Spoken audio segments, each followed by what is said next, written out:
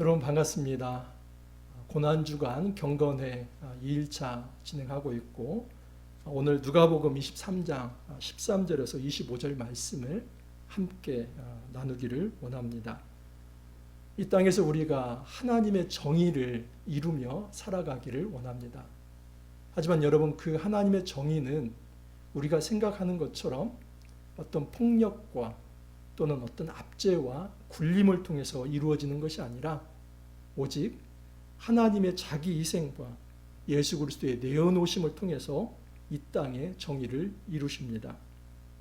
세상에서도 정의란 무엇인가를 고민하고 그 정의를 이루기 위해서 많이 애를 씁니다. 하지만 여러분, 이 땅에서 그 정의는 완전하지 않습니다. 어떤 정의도 절대적이지 않고 때로는 어떤 사람의 입장에서는 이게 정의이지만 또 다른 입장에서 볼 때는 굉장히 그것이 불의가 될 때가 많습니다.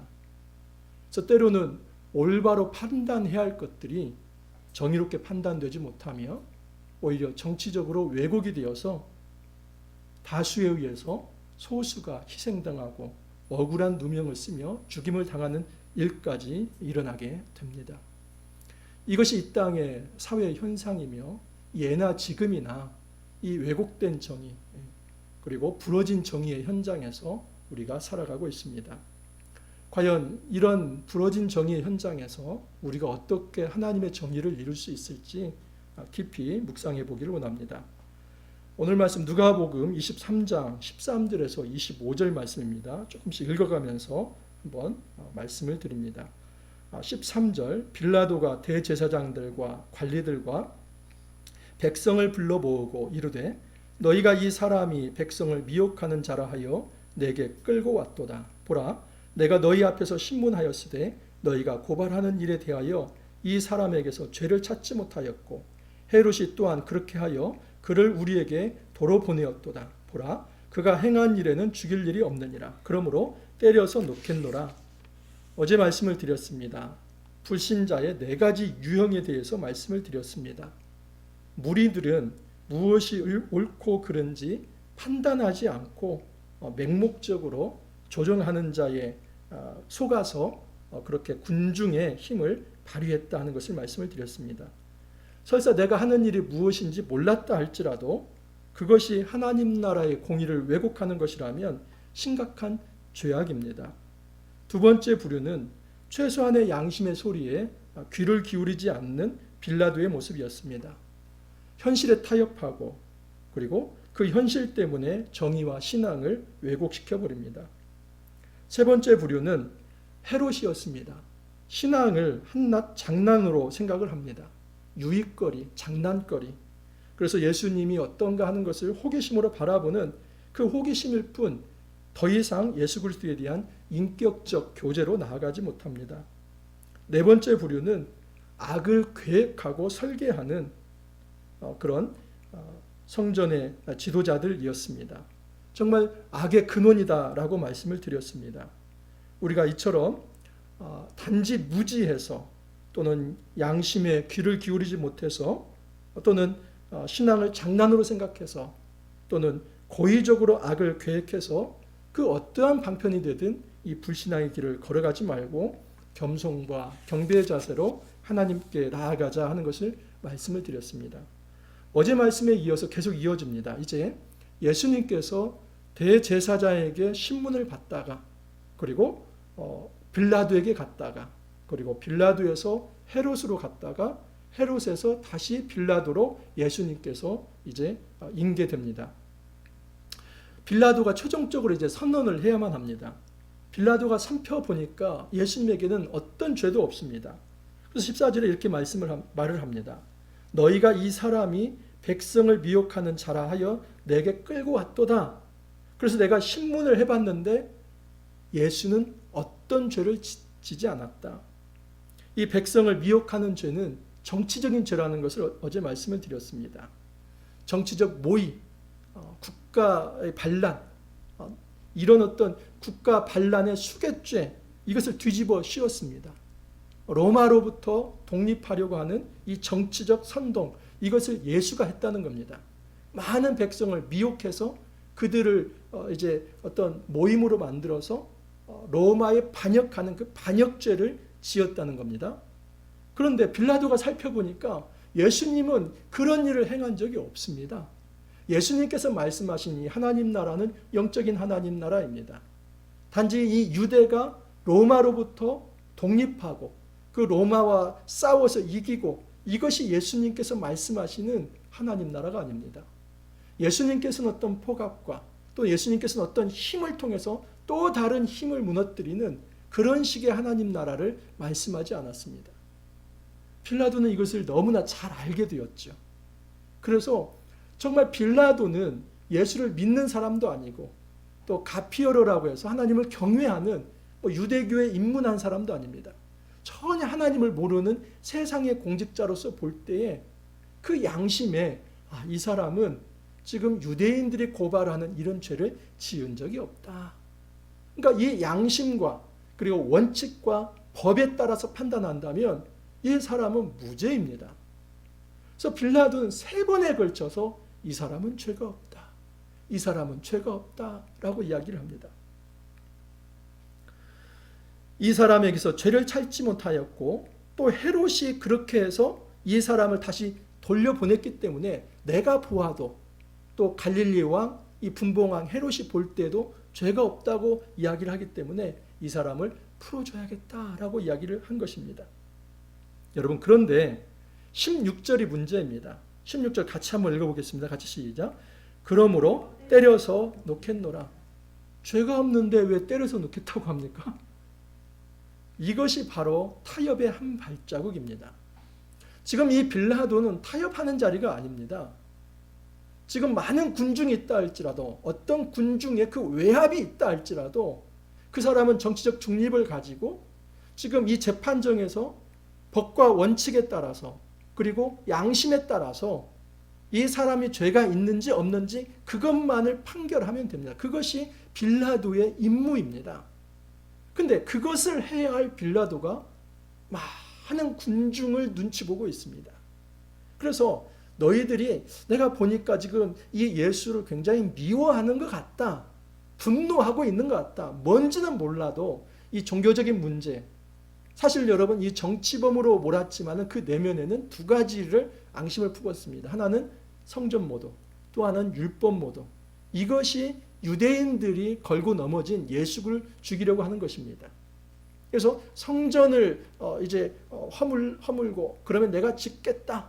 그리고 너희들을 위해서 내가 이 율법을 완성하러 왔다.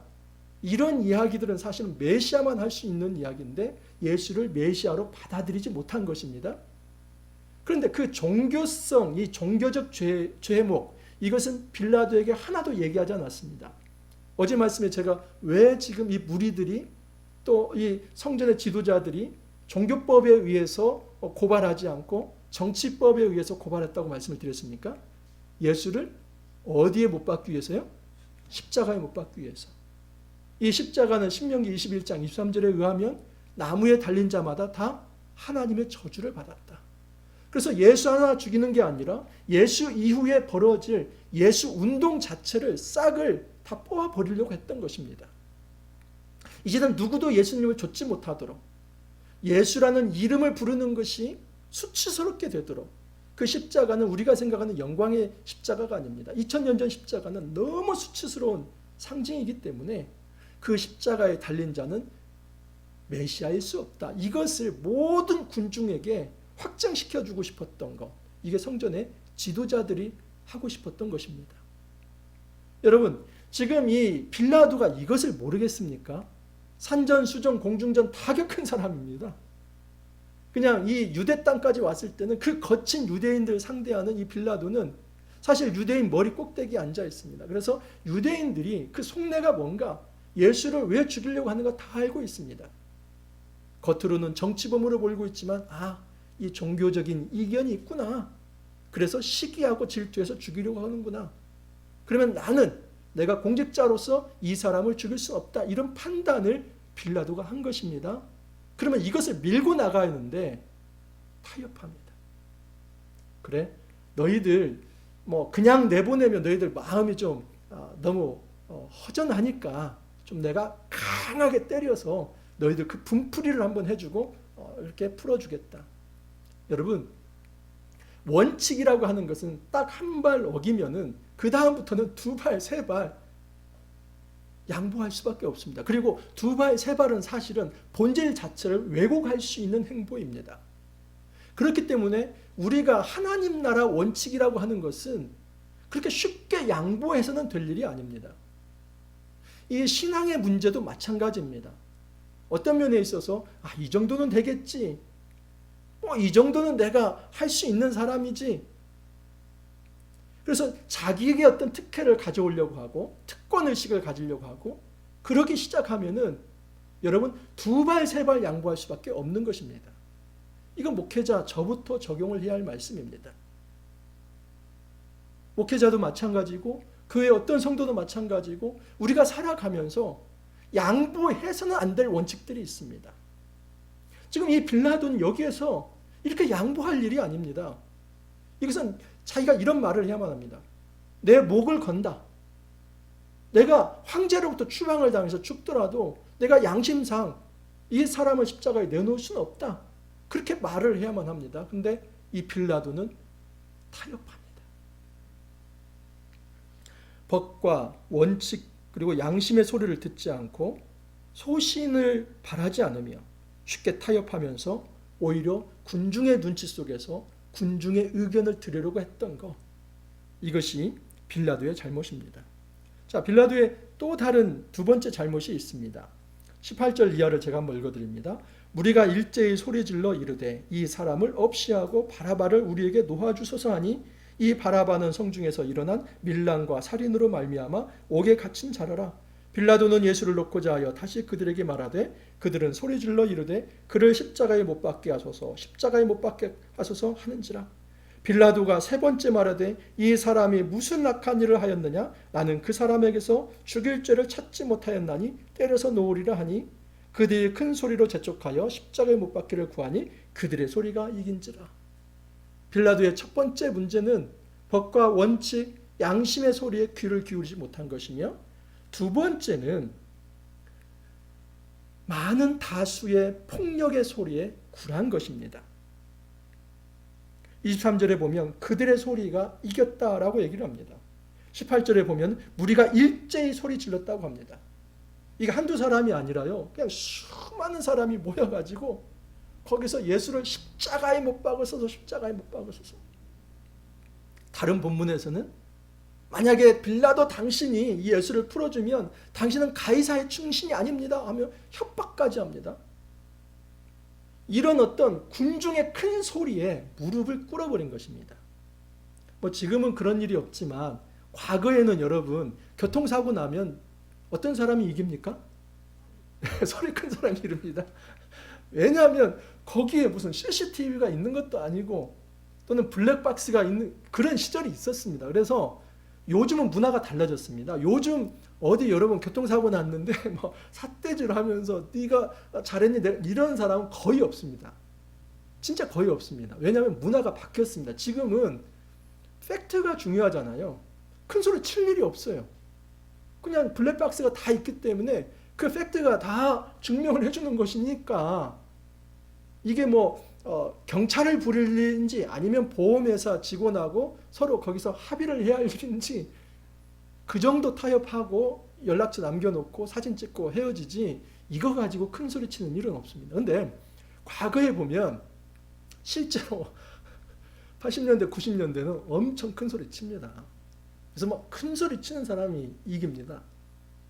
여러분 우기기 잘하고 큰 소리 치고 이건 어떻게 보면 제가 하나의 상징인데 이 땅의 폭력이 어떤 진리까지도 왜곡시킬 수 있고 이길 수 있다는 것입니다.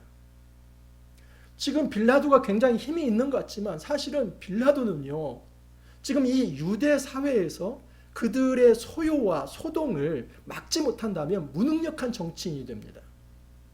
그래서 이 사람은 목이 잘릴 수가 있습니다.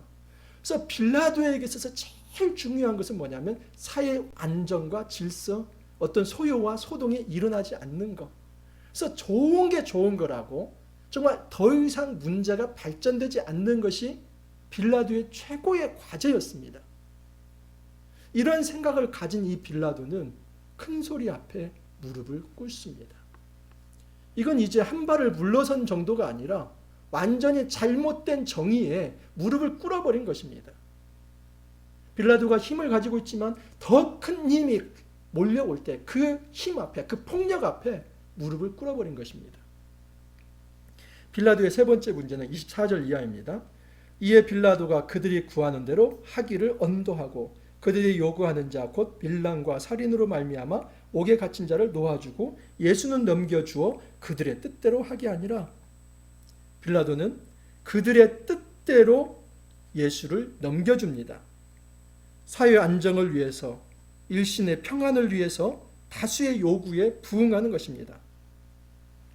빌라도의 문제는 뭐냐면 한 사람의 억울함을 눈감아버린 것입니다. 그 군중의 폭력에 무릎을 꿇는다는 것은 또 다른 측면에서 본다면 그 약한 자 한 사람의 억울함, 그것을 지금 품어주고 감싸줄 사람은 오직 빌라도 한 사람인데 이 공직자가 그것을 하지 않은 것입니다.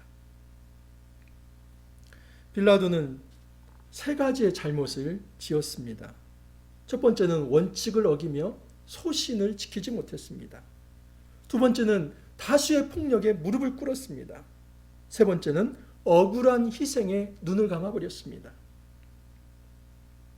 빌라도는 중립적으로 법과 원칙과 양심에 따라서 판단을 해야 할 입장인데 정치적으로 움직입니다.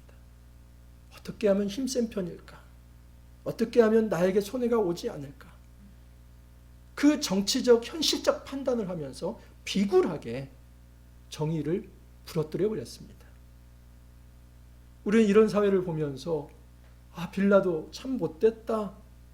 근데 여러분, 그 못된 사회가 2000년 전 일입니까? 아니면 지금도 마찬가지입니까? 큰 차이 없지만 이 사회에 부러진 정의는 여전히 현재 진행형입니다. 그래서 저는 이 땅에서 정의란 무엇인가를 이야기하는데 완전한 정의에 동의할 수 없습니다. 절대적 정의에 동의할 수 없습니다. 왜냐하면 그 정의를 말하는 사람 입장에서는 정의가 될지 모르지만 그 반대의 다른 입장에서는 너무나 억울한 죽음이 될 수 있기 때문입니다. 다 그런 것은 아닙니다. 하지만 이 부러지고 왜곡되고 정말 사람의 생명이 존중받지 못하는 이 사회 속에서 하나님께서는 이 부러진 정의를 어떻게 회복시키는가? 한 가지 힌트가 있습니다. 18절 이하를 다시 한번 보시면 무리가 일제히 소리질러 이르되 이 사람을 없이 하고 누구를 우리에게 놓아주소서 합니까? 바라바. 이 바라바라는 이름 자체가 아버지 아들이라는 이름입니다. 여러분, 예수님은 누구의 아들로 이 땅에 오셨습니까? 하나님의 아들. 이 아버지의 아들은 쉽게 말하면 인간의 아들입니다. 바라바라는 이름 자체가. 근데 이 바라바가 풀려나오고, 근데 바라바는 어떤 사람이냐? 십자가가 워낙 극악무도한 죄인을 죽이는 거기 때문에, 형틀이기 때문에 지금 밀란을 일삼고 살인을 하고 그렇게 해서 지금 그 사형 판결을 받아야 할 바라바, 이 사람, 사람의 아들, 이 사람이 풀려나고 하나님의 아들이 십자가에서 희생당하신 겁니다. 출애굽기 12장에 의한다면 어린 양 예수의 피가 발라져서 그 집안에 있는 모든 사람이 다 살아나는 것처럼 예수님의 죽으심으로 사람의 아들이 살아난다는 것을 지금 이 아주 중요한 문학적 틀을 가지고 우리에게 이야기를 하고 있습니다. 이 이름 자체가 하나님의 아들이 사람의 아들을 살려내고 희생당하신다는 것을 보여줍니다. 우리가 그 바라바들 아닙니까? 바로 이 왜곡된 정의 속에서 우리가 그 바라바들이고 우리가 우리 스스로 구원받을 수 없는 그런 존재들이었는데 예수님은 그 사회를 단지 물리적 폭력의 또 다른 폭력의 방법으로 뒤엎는 방식으로 정의를 세우는 게 아니라 오히려 예수님은 자기 희생과 죽음으로 다른 사람에게 생명을 가져다 주시는 방식으로 정의를 이루어 갑니다. 예수님은 절대 무저항이 아닙니다.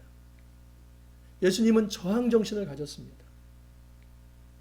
우리는 십자가는 무저항 비폭력이라고 생각하는데 여러분, 십자가는 저항 비폭력입니다.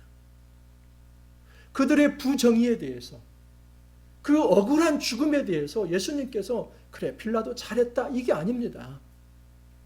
중요한 사실은 그 왜곡되고 부러진 정의를 하나님 나라의 방식으로, 선으로 악을 이기는 방식으로, 자기의 죽음으로 생명을 가져다 주는 방식으로 이 땅의 정의를 세워갔다는 사실입니다. 이 부러진 정의의 사회에서 우리 역시도 정말 정의를 구하려고 한다면 다시 십자가 정신으로 돌아와야만 합니다. 폭력에 대해서 또 다른 폭력으로, 어떤 사람이 죽는 데까지 원수 갚음으로 그 정의가 이루어지는가? 이루어지지 않습니다. 복수혈전이 될 뿐입니다. 악순환이라고 하는 것은 여러분, 그 악이 고리와 고리가 연결되어서 이거 하나 끝나면 또 다른 악이 씨가 되어서 그 배태된 씨가 또 열매를 맺고 얘가 또 자라서 씨를 남기고, 이게 악순환의 고리지 않습니까? 예수님은 그 악순환의 고리를 끊어버린 겁니다. 왜곡되고 부러지고 그로 인해서 많은 사람들이 죽어야만 하는 이런 사회에서 예수님께서 자기를 십자가에 들이심으로 하나님 나라의 생명을 가져다 주시고, 이제 죄인까지도 예수 그리스도를 통해서 하나님 앞에 드려지고 구원받을 수 있는 길을 열어주셨다는 사실입니다. 이 고난주간에 우리가 십자가를 계속 묵상하고 있습니다. 여러분, 이 십자가 정신은 정말 깊게 묵상하면 묵상할수록 그 진리와 그 깊이를 우리가 다 헤아려 말할 수가 없습니다. 오늘 우리가 부러진 정의에 대해서 좀 생각해 보았습니다. 이 세상을 너무 낙관적으로 생각하지 않기를 바랍니다.